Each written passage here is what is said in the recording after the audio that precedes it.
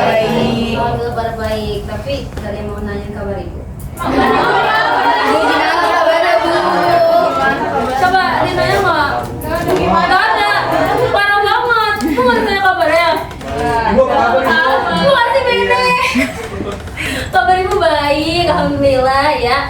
Oke, sebelum di sini hadir semua nggak? Kira-kira? Davina? Kayaknya nggak semuanya hadir deh Bu. Oh ya udah kalau gitu tolong ya absensinya ya. Oke Bu. Kalau gitu sebelum kita masuk ke pembelajaran hari ini, alangkah baiknya kita berdoa terlebih dahulu. Kalau nggak salah kemarin ketua kelasnya Dimas ya. Iya. Tolong Dimas pimpin doanya. Bersiap.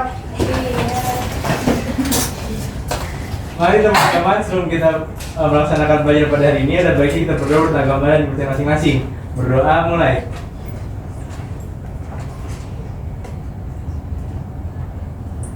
Berdoa selesai. Memberi salam. Assalamualaikum warahmatullahi wabarakatuh. Waalaikumsalam warahmatullahi wabarakatuh. Terima kasih Dimas. Oke, karena kita sudah berdoa, pertama-tama Ibu, nanti aja. Pertama-tama Ibu pengen membahas sesuatu hal yang sangat dekat dengan kita. Di sini ada yang tahu nggak sesuatu hal yang sangat dekat dengan kita itu apa? Kayak siapa aja? Keluarga. Interaksi. Lingkungan. Salah.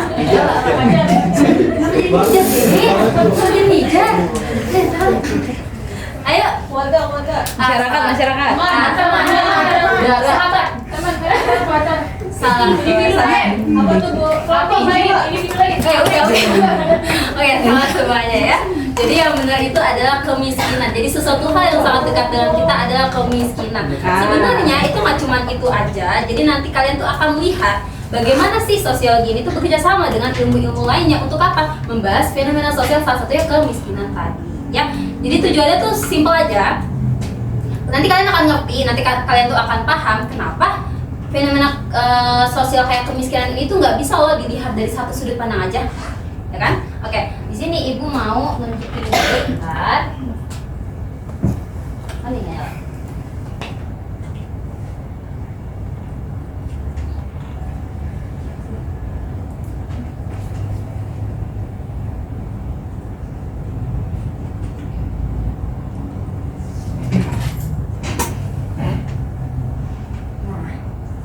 Jadi pada materi pertemuan kita kali ini adalah membahas hubungan sosiologi dengan ilmu lain dan memahami masalah sosial dengan studi kasus kemiskinan. Kenapa ibu memakai studi kasus kemiskinan? Menurut ibu itu yang paling relate. Karena kayak kalian sadar tidak sadar, pasti kalian pernah merasakan atau tidak merasakannya. Kayak misalkan contoh, mungkin kalian pernah melihatnya di jalanan atau kalian pernah melihatnya dari orang terdekat kayak gitu. Jadi ibu menggunakan studi kasus kemiskinan ini itu biar kalian tuh lebih relate lagi gitu loh saat nanti masuk ke pembahasan pada materi ini. Ya, oke. Selanjutnya, nah, coba perhatikan di sini ada 3 potret, 1 masalah sosial, 3 situasi, 1 realita. Tapi apakah cukup dengan dijelaskan dengan 1 ilmu aja? Di sini itu ada ini halaman nih, sorry.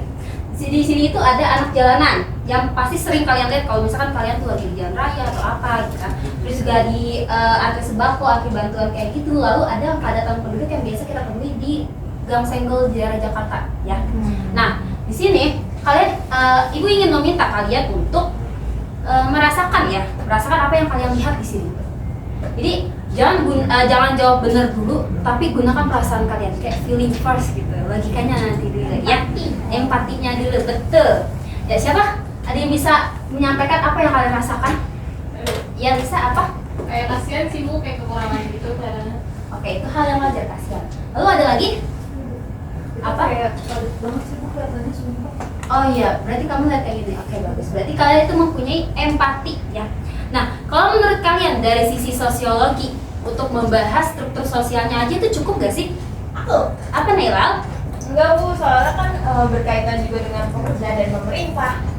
Ya betul banget apa yang dikatakan Nela, benar. Jadi gak cuma soal lingkungannya, gak cuma soal nilai sosialnya, status sosialnya, tapi juga soal ekonominya kayak apa, pekerjaannya, politik kayak apa, peran pemerintahannya. Jadi kita tuh perlu ilmu-ilmu lain untuk apa membahas fenomena sosial kayak salah satunya kemiskinan ini. Ya, jadi dari sini ibu ingin mengajak kalian untuk mengeksplor lebih dalam lagi dengan apa nanti kalian akan ibu buat kelompok kelompok kecil. Nanti kelompok A ini apa, kelompok B ini apa. Jadi sebelum itu ibu ingin mencontohkan terlebih dahulu. Jadi nanti saat diskusi kalian, contohnya kayak misalnya gini, kalian lihat yang ini nih, kalau gitu, yang ini itu hampir sebako. Kalau misalkan kalian lihat dari ilmu sosiologi itu pasti ngebahas soal kelas sosial, betul? Kalau kalian melihat dari ekonomi itu pasti membahas soal penghasilannya, betul? Kalau politik berarti itu membahas soal peran negaranya kayak kebijakan bantuan sosialnya, betul? Betul.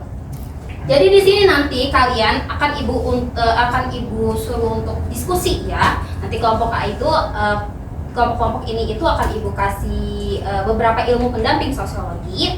Nanti ya kelompok A itu ibu minta untuk menggunakan ilmu pendamping ekonomi. Kalau misalnya kelompok B itu menggunakan ilmu pendamping politik. Ya, jadi sebenarnya simpel aja. Kalian ibu minta untuk apa ya? Masalah apa yang kalian lihat dari ketiga gambar itu? Bentar ya. Ya, Ibu. Nah, masalah apa yang kalian dari masalah apa yang kalian lihat di sini? Lalu yang kedua adalah menjelaskan dari ilmu yang ibu kasih tadi dari kelompok diskusi kalian. Lalu nanti setelah kalian diskusi itu kalian ubah atau kalian cantumkan ke 2 poin utama. Ya nantinya itu akan kalian paparkan nantinya setelah sesi diskusi selesai. Paham sampai sini? Paham. Karena waktunya cuma 5 menit aja dari sekarang langsung didiskusikan dengan teman-teman ini A, ini B ya, oke?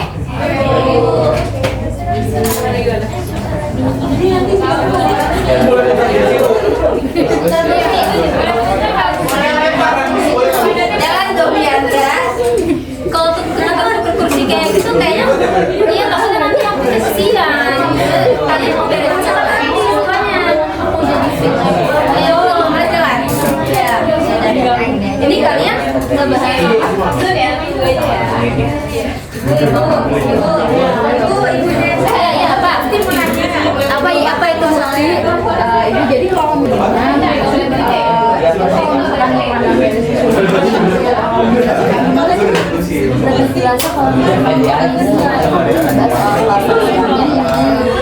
Oke, paham.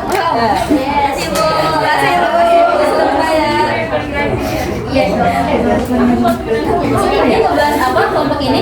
Kalau kepadatan ini tidak harus wilayah jadi kelas sosialnya ya. Terus kalau karena kalian ini ekonomi, jadi pada tahun itu kita lihat dari kalian bisa bahas kenapa sih banyak orang itu tuh lulus apa terus habis itu dari mahal yang paling apa sih kenapa harga mahal? Tapi kamu yang mana sih pengemis yang memang darah itu? Iya. Iya, tinggal jadi nanti pembahasan tadi kalian bisa dijadikan 2 poin utama yang nantinya kalian akan bisa sampaikan. Amin. Oke, kalau gitu nanti kalian diskusi sama ibu mau cek ke kelompok B dulu ya. Apa? Kamu ngambil apa dulu? Kita ngambil tentang ilmu sosial di pemerintah. Anak jalanan. Iya betul, anak jalanan. Iya, anak jalanan. Anak jalanan. Ih, ada yang main HP, Bu. Ibu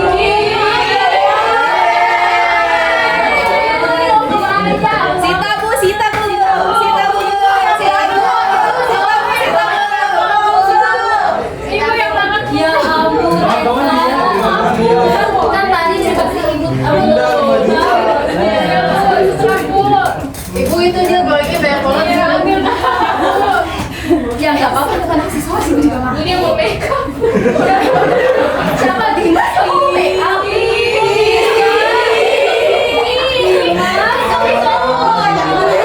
Ketemu ibu di ruang kelas ya. Di ruang guru. Kita udah bisa make up. Dimas. Oh iya maaf. Oke. Apa tadi kita balik ke topik? Anak jalanan, Bu, gimana? Anak jalanan, kalau anak jalanan sosiologi berarti itu soal pengelolaan lingkungan sosialnya nggak sih? Kalau sosiologi. Terus kalau misalnya politik berarti kita jadi peran pemerintahnya, peran negaranya, iya. Jadi kalian lihat dari kebijakan bantuan sosial itu kayak gimana? Nah, jadi itu karena kan nanti ibu minta kalian itu membuat 2 poin utama ya. Nah, tadi yang ibu bilang itu kayak jadi bahan dasar, lalu kalian sampaikan hasil dari sesi ya. Oke, kan itu kita udah paham. Oke, paham ya? Tinggal lagi tuh. Gimana nih? Udah pada selesai belum? Kayaknya udah 5 menit nih. Udah bu. Udah. Kelompok A gimana? Udah. Oke, kelompok B? Udah. Oke. Kalau kayak gitu, kalian ibu minta untuk memaparkan hasil diskusi ini. Jadi perwakilan aja, nggak usah semuanya, nggak usah maju. Jadi perwakilan dari kelompok A siapa, kelompok B siapa, terus dia udah berdiri aja di situ. Situ aja, jangan maju ya. Jadi kalau gitu, ibu minta kayaknya dari kelompok A nih, seperti kelompok A udah. Ya.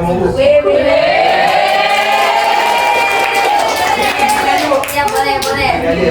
Ini siap sekali ya ibu.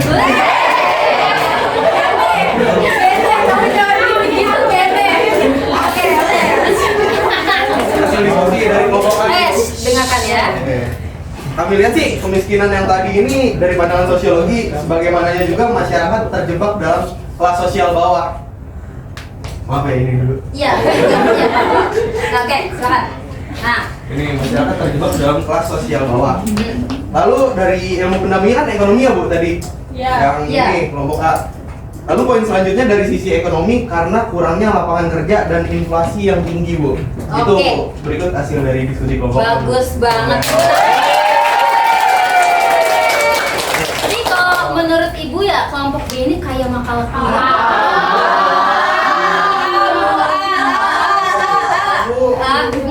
nanti deh ya ibu pikir lagi. Nah, jadi menurut ibu ini kayak makalah kuliah. Kalian jangan-jangan udah siap mengubah siswa kalian jadi mahasiswa padahal kalian baru kelas 10 loh. Iya Bu. Ya udah, nanti ibu akan bahas selanjutnya lagi. Kalau pendapat kelompok B gimana? Aduh malu. Oke, kayak Maya silakan. Iya udah. Malunya. Jangan malu Maya. Kan tadi aku Maeza ya, aku mau jawab. Tadi kan ibu bilang kalau kelompok B diskusi terkait dari sisi politik. Kalau dari sisi sosiologisnya kan tadi mau jelasin kalau ini tuh terkait sama norma sosial. Nah, kalau misalkan dari sisi politiknya itu menurut kita tuh pemerintah itu masih kurang merata nih bagi bantuan sosialnya. Kayak ya udah misalkan yang sekiranya yang dekat sama orang-orang yang di pemerintahan itu doang yang dapat, sedangkan misalkan yang nggak dapat ya yang orang-orang seperti ini mungkin itu ya kurang merata gitu, mereka nggak dapet. Dan mungkin juga kayak adanya korupsi kali ya yang membuat pembagian itu jadi nggak merata gitu. Itu kalau dari hasil kita ibu. Terima kasih.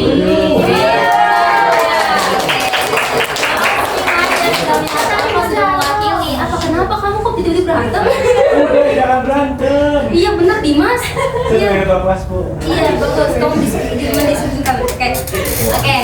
Betul banget. Ibu setuju apa yang dikatakan Maya. Jadi bukan karena orang malusnya, tapi karena sistemnya ya. Jadi di sini luar biasa banget kelompok kalian berdua. Jadi kalau misalkan kelompok A ini membantu kita melihat kemiskinan itu terjadi karena beberapa faktor kayak lapangan kerjanya, terus juga dari harga kebutuhannya. Nah kalau misalkan kelompok B itu menggunakan ilmu politik itu menunjukin kalau politik ini tuh memiliki andil besar, terus juga peran besar dalam lewat kebijakan juga distribusi bantuannya. Artinya permasalahan kayak kemiskinan ini itu bisa banyak sebab dari berbagai arah. Jadi kalau misalkan kita hanya memandang satu kacamata aja, itu bisa menyebabkan kesalahpahaman. Maka dari itu kita perlu yang namanya ilmu-ilmu lain untuk membahas seperti menggabungkan perspektif sosiologi, ekonomi, politik, juga antropologi, bahkan budaya ya. Jadi kalau misalkan kita menggunakan banyak pandangan, itu kita tuh bakal lebih paham lagi soal realitas sosial. Ya Bu. Oke, apa? Setuju. Jadi kita nggak gampang ngejudge. Ya betul, apa yang dikatakan Nova itu betul banget. Jadi kita nggak asal menilai atau ngejudge orang. Jadi kita harus tahu nih kenapa sih sekelompok ini atau seseorang itu ada di kondisi tersebut gitu. Ya Siva. Dan bisa cari solusi yang lebih adil ya Bu. Exactly Siva. Jadi, oke. Jadi perspektif ganda ini bikin solusi kita tuh jadi lebih realistis lagi, lebih manusiawi lagi. Maaf ya, kadang ibu suka. Ya. Itu makhluk. Oke, kalau kayak gitu kesimpulannya sampai sini. Kalau kita ngebahas soal kemiskinan itu bukan cuma soal duit, tapi soal sistem sosialnya lebih kompleks lagi. Kayak apa? Kayak kelas sosialnya, kebijakan pemerintahannya, terus juga kondisi ekonomi, bahkan budayanya. Nah, sosiologi ini tuh ngebantu kita untuk memahami struktur sosialnya. Jadi kalau misalnya kalian tuh pengen bener-bener paham, maka kalian tuh perlu yang namanya fenomena lagi, ilmu lain, menghubungkan sama kayak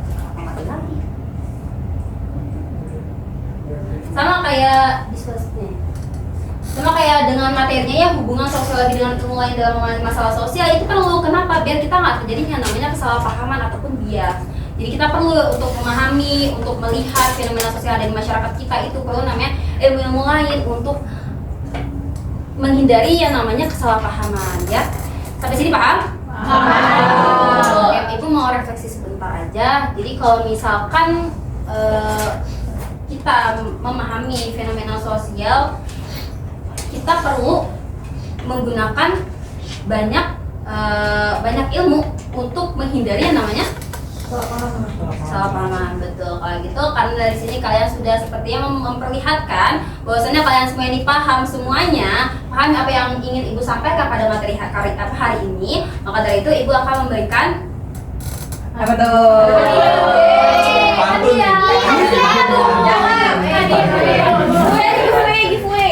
tugas. Ya. Tenang. Jadi tugasnya itu ini gampang aja. Ibu percaya karena dilihat dari sini kalian langsung paham karena emang ibu menggunakan studi kasus kemiskinan kan, jadi lebih relate sama kalian, lebih nyantol lagi. Ya. Jadi maaf ya. Jadi kalian itu ibu suruh buat hubungan diagram hubungan sosiologi. Nah nanti ibu minta kalian membuat itu dengan menggunakan 3 ilmu tambahan untuk pendamping. Kalian maunya 2 atau 3 nih? Wah, 2 aja. Satu aja satu. Satu kan tadi udah. Oke Bu. Ya udah, 2 ya. 2 kalau gitu. Jadi kalian gunakan 2 ilmu lain untuk pendamping sosiologi, terus juga 1 studi kasus ya. Oke. Nah dari sini sebenarnya kalian boleh loh menggunakan ini. Jadi kayak misalkan tadi kalian dua ilmu tadi, ekonomi sama politik nih. Ya terus kalian menggunakan studi kasus ini boleh aja. Tapi ibu harap kalian tuh lebih membahas lebih mendalam lagi. Jadi kayak kalau diskusi ini kan ibu nggak menyuruh kalian untuk serius banget kan. Serius banget. Jadi nanti kalian saat tugas nanti kalian buat lebih mendalam lagi ya. Begitupun kalau misalkan kalian mengambil dari luar dari ini nggak apa-apa. Misalkan studi kasus apa, terus ilmu lain apa kayak gitu, oke? Siap, Bu. Lalu ibu memberikan kebebasan kepada kalian untuk bentuk tugas itu seperti apa. Boleh dari kalian poster terserah, ketik terserah, gambar terserah kalian. Jadi ibu tidak memaksa kalian harus bentuknya seperti ini, oke? Gitu. Karena waktunya udah mau habis ya. Sampai sini bila tidak ada pertanyaan, saya akhir kata. Kurang lebihnya mohon maaf karena saya juga manusia. Jadi wassalamualaikum warahmatullahi wabarakatuh. Waalaikumsalam. Terima kasih Bu. Ibu tunggu. Iya, terima kasih. Ibu tunggu tugasnya minggu depan ya.